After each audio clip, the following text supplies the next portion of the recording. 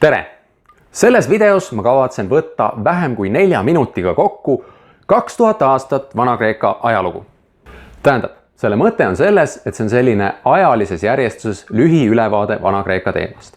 Järgmised videod hakkavad nüüd päriselt tutvustama Vana-Kreeka kultuuri, aga need videod käsitlevad erinevaid teemasid ja sündmusi, mis ei ole alati sellises ajalises järjestuses ja need võivad olla toimunud väga erinevatel aegadel.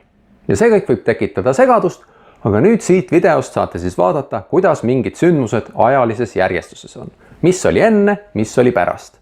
Ehk siis paneme nad ajatelje peale. Nii, mul on siin üks ilus ajateljekene. Ja hakkame siis algusest peale. Vana-Kreeka ajalugu alustatakse tavaliselt Kreeta Mykeene kultuurist. Sellest on mul eraldi video ka. Sel ajal olid Kreeta saarel uhked paleed ja siis hiljem tekkisid mandri peal Mykeenes ja mujal võimsad kindlused. See tsivilisatsioon sai alguse umbes 2000 enne Kristust ja kestis kuni umbes 1200 või 1100 enne Kristust. Siis mingil teadmata põhjusel see tsivilisatsioon varises kokku. Algas niinimetatud tume ajajärk. Tume.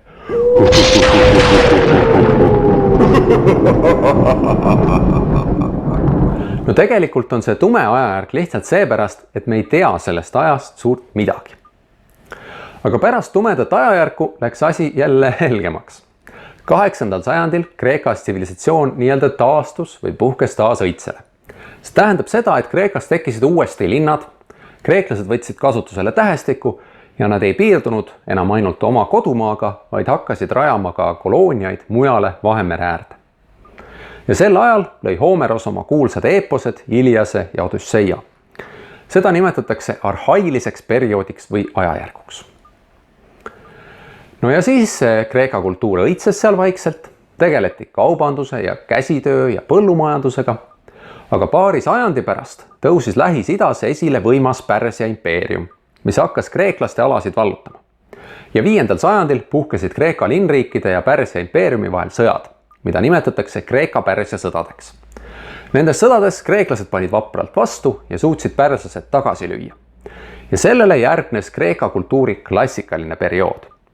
See oli põhimõtteliselt Kreeka kultuuri ja eriti Ateena kuldne ajastu. Ehitati välja Ateena Akropol kõigi oma uhkete templitega ja sel ajal kujunesid välja Kreeka filosoofia, teater ja demokraatia. Aga siis 5. sajandi lõpus enne Kristust puhkes Peloponnese sõda. See oli pikk ja laastav sõda kahe suure linnriigi, Sparta ja Ateena vahel. Ja selle sõja tõttu hakkas kogu Kreeka kultuur vaikselt alla käima. Kreekast põhja pool tugevnes Makedoonia riik ja lõpuks makedoonlased vallutasid Kreeka.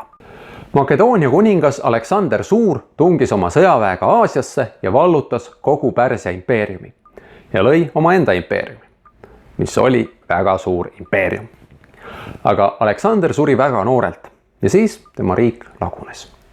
Samas, kuna Aleksander oli toonud Aasiasse endaga kaasa palju kreeklasi, siis kõigis neis riikides tekkis selline idamaade ja Kreeka kultuuri segu, mida nimetatakse hellenismiks või hellenistlikuks kultuuriks.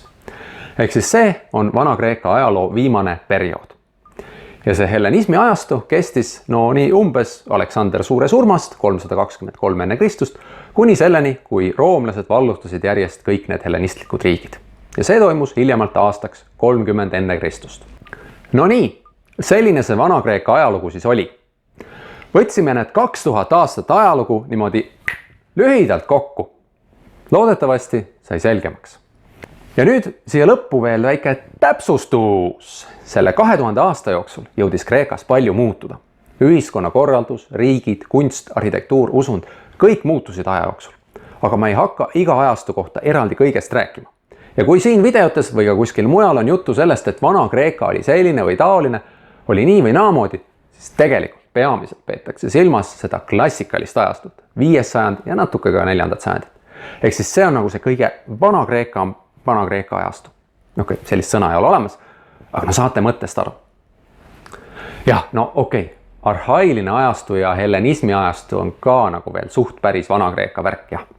Aga Kreeta Mykeene kultuur on ikka täitsa teine asi. Ei olnud seal linnriike, ei olnud demokraatiat, ei olnud filosoofiat, ei olnud teatrit, ei olnud olümpiamänge. Ainult see kõik toimus samas kohas, Kreekas.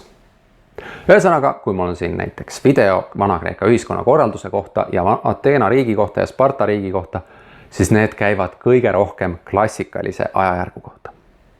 aga aitab nüüd jutust küll. näeme juba järgmistes videotes.